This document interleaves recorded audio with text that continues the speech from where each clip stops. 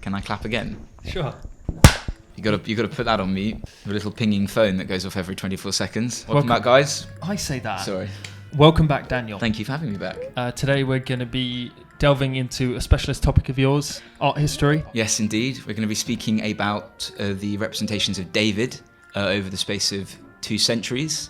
I mean, should I just kick it off? David himself, biblical David. I think people know the story. People should know the story. It's a bit of a basic story anyway. He conquered Goliath. Donatello sculpted David in the late 1400s. Quite a while ago. And he depicted David post the fight with Goliath. So each different sculpture represents the fight, the battle sequence in different scenes. Because he's sort of standing on his head. He's standing on the head of Goliath, kind of, a little bit cheeky. As a boy. As a young man. So that's not a man's pecker. No, it's not a man's pecker. But at the same time, in Renaissance, they didn't really depict. I mean, look at David Michelangelo's version. Also not a man's pecker.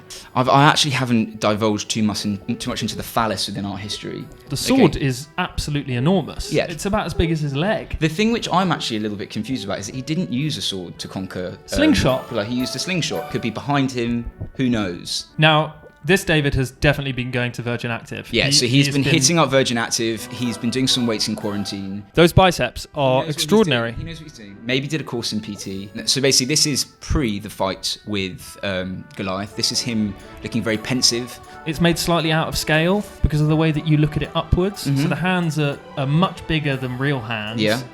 Because it's meant to have a sort of looming presence. So that could potentially be true. Can't confirm it, but later on within the Renaissance, probably the early 1600s, just verging in the Baroque, where Bernini comes into, there's a period called Mannerism, and Mannerism is all about accentuating body parts for dramatic effect. So you never know, it could kind of been a prerequisite for Mannerism. He's looking towards the enemy. He knows this is pre the battle. He knows who he's going to be fighting, and he's ready to go get him. And I mean, if I was facing down that guy, You'd be I'd petrified. run a mile. You'd run a mile. You wouldn't even want to go into battle with him. My personal favourite, we converge on now slightly later, is Bernini's representation of David. I'm not sure about this. So this is within the 1600s. So we've got Donatello, late 1400s. We've got Michelangelo, mid 1500s. Then we've got Bernini, early 1600s, which is in a period called the Baroque, which is extremely dramatic. It's very theatrical. I mean, you can see he's in the fight, he's in the battle, he's engaged. Mid slingshot, you can see the scornful look on his face.